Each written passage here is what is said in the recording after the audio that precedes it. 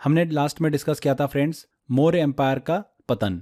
Maurya empire के पतन के बाद में भारत एक नए युग की दहलीज पे खड़ा हुआ था। यह एक ऐसा समय था जब एकीकृत भारत कई छोटे छोटे क्षेत्रीय राज्यों में बंटने लगा था, जिनमें से कुछ पर भारतीय राजाओं का शासन था तो कुछ पर विदेशी शासकों का। ये वो समय था जब भारत में एक नए दौर की शुरुआत होने वाली थी, मतलब पोस्ट मौर्यन पीरियड की। ये समय की कहानी ऐसी है जैसे कि एक विशाल साम्राज्य के पतन के बाद छोटे छोटे राज्यों ने अपना अस्तित्व बनाना शुरू किया। इतिहासकारों का मानना है कि इस दौर में अनेक राजवंश उभरे और अपनी अपनी शक्ति स्थापित की, परंतु यह सिर्फ राजनीतिक लड़ाइयों की कहानी नहीं है। ये एक सांस्कृतिक मिलन की भी गाथा हमको देखने को मिलती है, जिसमें विदेशी शक्तियों ने आकर भारत के साथ अपने विचार, धर्म और परंपराओं का आदान प्रदान भी किया। जैसे ही मौर्य एम्पायर का पतन हुआ, भारत में कई शक्तिशाली राजवंश उभरे, जिन्हें हम दो हिस्सों में बांट सकते हैं। पहला है नेटिव सक्सेसर, मतलब स्वदेशी उत्तराधिकारी। ये वो राजवंश थे जिन्होंने मौर्य साम्राज्य के बाद में भारत में सत्ता हासिल की और अपनी शक्ति को स्थापित किया। जो हमने शुंग वंश की बात करी थी ना, वो सभी इसमें हमको देखने को मिलते हैं। शुंग डायनेस्टी, कर्ण डायनेस्टी, सातवाहन डायनेस्टी, ये सभी हमको नेटिव सक्सेसर के रूप में देखने को मिलते हैं। शुंग डायनेस्टी की बात करें, जिसने हिंदू धर्म और वैदिक संस्कृति को पुनः स्थापित करने का प्रयास किया था। कर्ण डायनेस्टी की बात करें तो जिन्होंने शुंग राजवंश के बाद में सत्ता हासिल करी। सातवाहन डायनेस्टी की बात करें, जिन्होंने दक्षिण भारत में एक शक्तिशाली राज्य की स्थापना की और भूमि अनुदान की परंपरा भी भारत में शुरू की थी। विदेशी उत्तराधिकारियों की बात करें, फॉरेन सक्सेसर की बात करें, तो ये वो राजवंश थे जो भारत के बाहर से आए थे और यहाँ पर अपना शासन स्थापित किया इन्होंने। इन विदेशी शासकों ने न केवल राजनीतिक बल्कि सांस्कृतिक बदलाव भी लाए। इनमें बात करें तो जैसे कि इंडो ग्रीक डायनेस्टी, शक्स, पार्थियंस, कुशान्स, ये सभी हमको देखने को मिलते हैं। इसमें जो इंडो ग्रीक डायनेस्टी थी, जिनके सिक्कों में ग्रीक कला की झलक देखने को मिलती है। शक्स की बात करें, जो पश्चिम से आए थे और भारत के पश्चिमी हिस्सों पर अपना नियंत्रण स्थापित किया था इन्होंने। पार्थियंस की बात करें, जिन्होंने शकों के बाद में सत्ता प्राप्त की और भारतीय संस्कृति में घुल मिल गए। कुशान्स की बात करें, जो इस समय के सबसे प्रभावशाली विदेशी शासक थे, जिनका साम्राज्य उत्तर भारत से लेकर मध्य एशिया तक फैला हुआ था। तो यहाँ पर फ्रेंड्स, हम हर राजवंश की कहानी को एक एक करके डिस्कस करेंगे। यह काल एक ऐसा समय था जिसमें भारत ने न केवल विदेशी शासकों को देखा था, बल्कि उनके साथ अपने धर्म, कला और संस्कृति का भी आदान प्रदान को अपनाया था। चलिए अब एक एक करके इन सभी राजवंश को हम डिस्कस करते हैं। तो लास्ट हमारी स्टोरी जो छुटी हुई थी, वो छुटी हुई थी मौर्य वंश के अंत तक। तो शुंग डायनेस्टी की कहानी एक बहुत ही रोमांचक मोड़ पर शुरू होती है, जहां से मौर्य साम्राज्य का अंत हो रहा था। शुंग वंश 1085 बीसी से लेकर 73 बीसी तक हमको देखने को मिलता है। पुष्यमित्र शुंग, जो कि मौर्य सेना में कमांडर इन चीफ था, उसने मौर्य वंश के अंतिम राजा बृहद्रथ का वध करके शुंग वंश की स्थापना की थी। यह घटना ऐसी थी जैसे इतिहास के रंगमंच पर एक नए पात्र ने प्रवेश किया हो।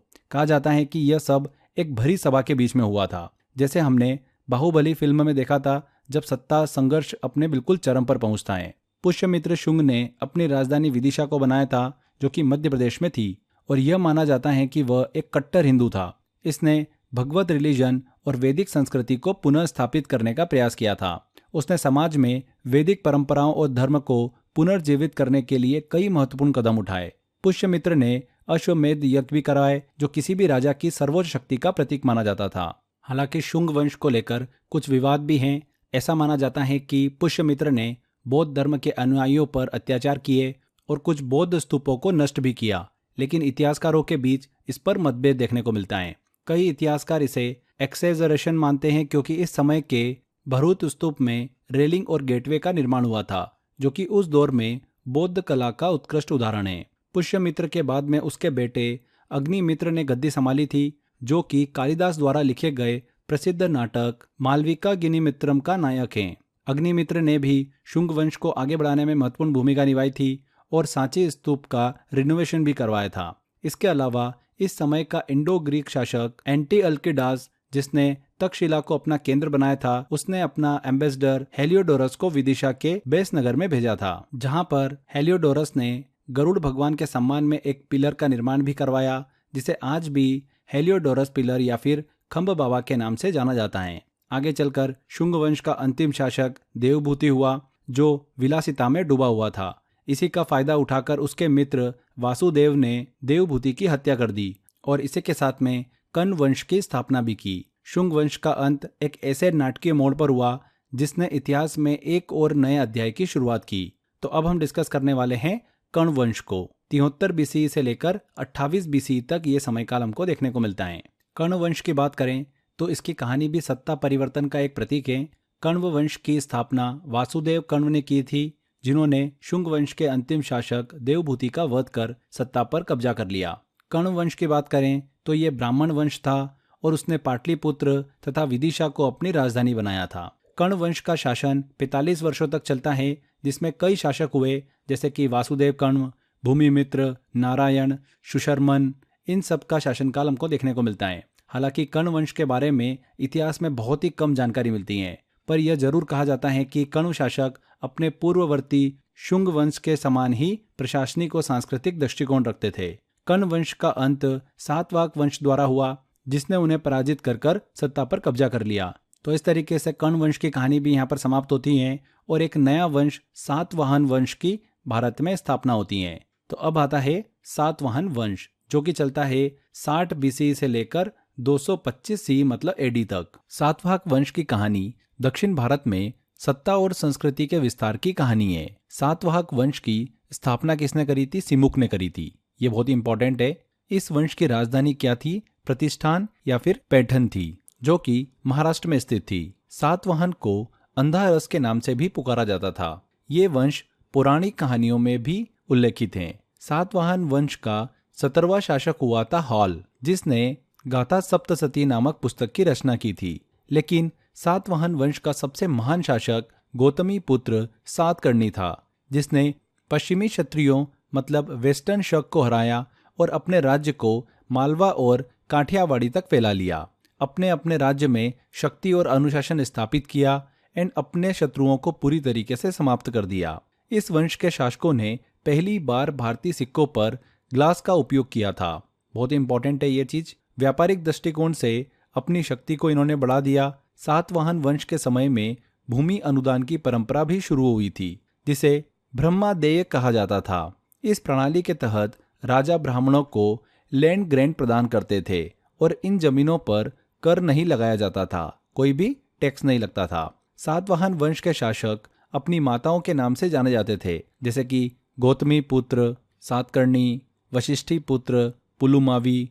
इस तरीके से अपनी माता के नाम से जाने जाते थे। इस वंश का अंतिम शासक कौन हुआ था? पुलुमावी तृतीय था, जिसके बाद सातवाहन वंश का पतन हुआ। सातवाहन वंश के पतन के बाद में भारतीय उपमहाद्वीप में एक नया दौर शुरू हो गया था, जिसे हम फॉरेन सक्सेसर के नाम से जानते हैं। इस समय कई विदेशी शासकों ने भारत के अलग अलग हिस्सों में अपना प्रभुत्व स्थापित किया था। ये शासक भारतीय संस्कृति और राजनीतिक जीवन में अपना गहरा प्रभाव छोड़ गए। इन विदेशी शासकों के 4 प्रमुख वंश थे, जो हम डिस्कस करने वाले हैं। सबसे पहला आता है इंडो ग्रीक्स। 2000 बीसी से 10 सी तक मतलब 10 एडी तक इन्होंने शासन किया था। मौर्य एम्पायर के पतन के बाद में भारतीय उपमहाद्वीप में भारी आक्रमणकारियों के लिए रास्ता खुल चुका था। सबसे पहले जो विदेशी शासक भारत की ओर आए थे वो कौन थे? इंडो ग्रीक्स थे। ये ग्रीस से आए हुए योद्धा थे, जिन्होंने भारत के उत्तर पश्चिमी क्षेत्रों पर कब्जा किया था। उनके आने से भारतीय समाज में न केवल राजनीतिक बल्कि सांस्कृतिक प्रभाव भी हमको देखने को मिला है। इंडो ग्रीक्स का संस्थापक कौन था? डेमेट्रियस प्रथम था। वह भारत की भूमि पर आने वाला पहला बड़ा विदेशी शासक था। लेकिन इंडो ग्रीक्स में सबसे प्रसिद्ध नाम मेनेंडर का था। मेनेंडर, जिसे भारतीय इतिहास में मिलिंद के नाम से भी जाना जाता है, एक ऐसा राजा था जो भारत में बौद्ध धर्म से प्रभावित हुआ। मेनेंडर, जिसे मिलिंद के नाम से जाना जाता है, इसने सिक्कों पर अपनी छवि अंकित करवाई और ऐसा करने वाला वो पहला शासक था। उसने भारत में सोने के सिक्के चलाए, जो उसके शासनकाल की महानता का प्रतीक भी हैं। मेनेंडर का भारत में आना किसी फिल्म के महान पात्र के आगमन जैसा था। यहाँ पर उसने नागसेन नामक बौद्ध भिक्षु से संवाद किया, जिसने मेनेंडर को बौद्ध धर्म की गहराइयों से परिचित कराया। इन दोनों के बीच यह संवाद मिलिंद पन्हो के नाम से जाना गया, जिसका मतलब है मिलिंदा के प्रश्न। इसमें मेनेंडर और नागसेन के बीच बौद्ध धर्म से जुड़े सवालों और उनके जवाबों का विवरण है। इस तरह मेनेंडर ने बौद्ध धर्म में अपना विश्वास प्रकट किया और इसे आगे भी बढ़ाया। इंडो ग्रीक्स का मुख्यालय साकाल में हुआ करता था, मतलब वर्तमान के सियालकोट में। यह वही स्थान है जहां से इंडो ग्रीक्स ने अपने साम्राज्य का विस्तार किया और भारतीय कला और संस्कृति में ग्रीक तत्वों को जोड़ा था।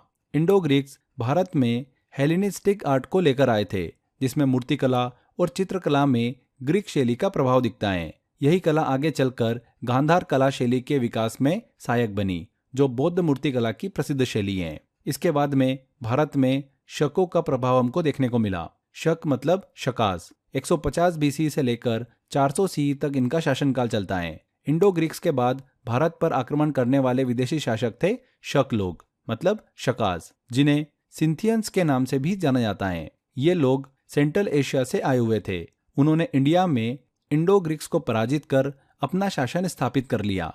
इन शकों ने भारत में अपने 5 प्रमुख केंद्र बनाए हुए थे: कश्मीर, तक्षशिला, मथुरा, उज्जैन और दक्खन। शक डायनेस्टी का सबसे महत्वपूर्ण शासक जो था वो था रुद्रदमन प्रथम। इसी रुद्रदमन ने गिरनार शिलालेख लिखवाया था, जो कि पूरी तरह से संस्कृत में लिखा गया पहला लंबा शिलालेख था। यह शिलालेख उसकी शक्ति, वीरता और उसके राज्य के गौरव का प्रमाण था। रुद्रदमन ने सुदर्शन झील की मरम्मत का कार्य भी कराया था, जिसे पहले चंद्रगुप्त मौर्य के समय में बनवाया गया था। यह झील गुजरात के सौराष्ट्र में स्थित थी। रुद्रदमन की देखरेख में इसे पुनर्जीवित किया गया। इसके अलावा शकों में नहपान भी एक महत्वपूर्ण शासक था, जिसे गौतमी पुत्र सतकर्णी ने हराया था। नहपान के पतन के बाद में शक डायनेस्टी का अंत हुआ था और इस वंश के आखिरी शासक कौन हुए थे? रुद्रसेन तृतीय थे।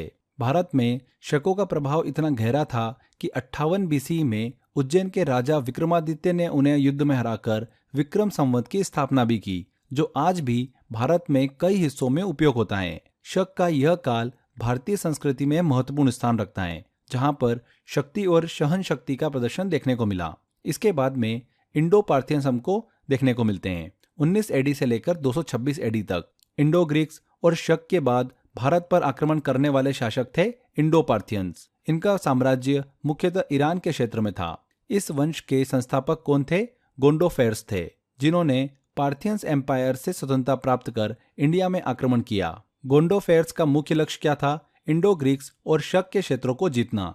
इसी समय में सेंट थॉमस भी भारत आए थे और उन्होंने ईसाई धर्म को दक्षिण भारत में फैलाना शुरू किया था। सेंट थॉमस की यात्रा का उल्लेख हमें तख्त-ए-बाही के शिलालेख में देखने को मिलता है, जो इंडो पार्थियंस के धार्मिक और सांस्कृतिक संबंधों को उजागर करता है। आगे चलकर इंडो पार्थियंस के पतन के बाद में इंडिया में जो सबसे शक्तिशाली विदेशी राजवंश देखने को मिला वह था कुषाण। तो कुषाण का शासन चलता है 30 एडी से लेकर 375 एडी तक। कुषाण का संबंध युएझी कबीला से था, जो एक सेंट्रल एशियन कबीला था।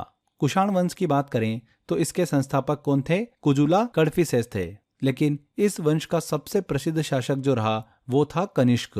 कनिष्क ने 78 एडी में शक संवत की स्थापना की, जो आज भी भारत सरकार का आधिकारिक कैलेंडर है। कनिष्क की बात करें तो इसका राज्य कश्मीर के कुंडलवन में था, जहां उसने 4th बुद्धिस्ट काउंसिल, चौथी बौद्ध परिषद बुलाई थी। इस परिषद में बौद्ध धर्म को 2 भागों में विभाजित किया गया, हीनयान और महायान। कनिष्क ने महायान संप्रदाय का पालन किया और बौद्ध धर्म के प्रचार में महत्वपूर्ण योगदान भी दिया। कुषाण के समय में सिल्क रूट का भी विकास हुआ था, जो ईस्ट चाइना को रोमन एम्पायर, रोमन साम्राज्य और भूमध्य सागर से जोड़ता था, मेडिटेरियन सी से।